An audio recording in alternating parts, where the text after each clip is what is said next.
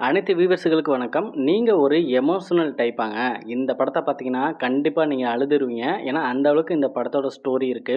படத்தோட பேர் வந்து கல்ப். கல்ப்னா அரபு மொழியில வந்து இதயம்னு அர்த்தம். இந்த படம் வந்து 2024ல ரிலீஸ் ஆச்சு. இது ஒரு மலையாள படம். தமிழ் டப்ல ஓடிடில இப்ப ஸ்ட்ரீம் ஆயிட்டு இருக்குங்க. இந்த படத்த ஃபேமிலியோட பார்க்கலாமா என்ன? எப்படி இருக்குங்கிறத நான் சொல்றேன். வீடியோவ ஸ்கிப் பண்ணாம கடைசி வரைக்கும் பாருங்க.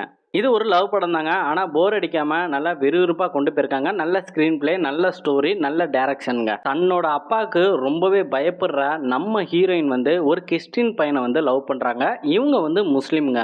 இவங்க 2 பேரும் கடைசியில எப்படி ஒண்ணு சேர்றாங்கதாங்க இந்த படத்தோட ஸ்டோரி. இந்த படத்த பாய்ஸா இருந்தாலும் சரி, கேர்ள்ஸா இருந்தாலும் சரி, இப்ப நீங்க லவ் பண்ணிட்டு இருக்கீங்க, இல்ல நான் லவ் பண்ண போறேன் அப்படிங்கிறவங்க இந்த படத்த கண்டிப்பா தாராளமா பாருங்க.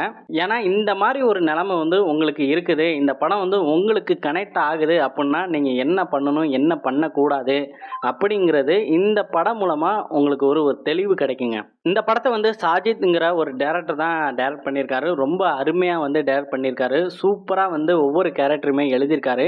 ஹீரோ கேரக்டரா இருக்கட்டும், ஹீரோயின் கேரக்டரா இருக்கட்டும், 2மே சூப்பரா வந்து எழுதியிருக்காங்க. அவங்க 2 பேருமே அவ்வளோ அருமையா நடிச்சிருக்காங்க. படத்துல 2, 3 சீன்ஸ்லாம் நம்ம ஹார்ட்டே டச் பண்ற மாதிரி இருக்குங்க. படத்தோட கிளைமேக்ஸ் தான் செம்ம எமோஷனலா இருக்கும். இந்த படம் ஃபேமிலியோட நீங்க தாராளமா பார்க்கலாம். எந்த ஒரு அடல்ட் கண்டென்ட்டுமே கிடையாது. தமிழ் டப்ல தான் இருக்கு. ரொம்ப அருமையா தமிழ் டப் பண்ணியிருக்காங்க. டயலாக்னா ரொம்ப நல்லா எழுதியிருக்காங்க. இந்த படம் வந்து அமேசான் பிரைம்ல இப்ப ஸ்ட்ரீம் ஆயிட்டு இருக்குங்க. இதுவரைக்கும் இந்த படத்தை நீங்க பார்க்காம இருந்தீங்கன்னா போய் பாருங்க. ஒரு அருமையான லவ் படம்.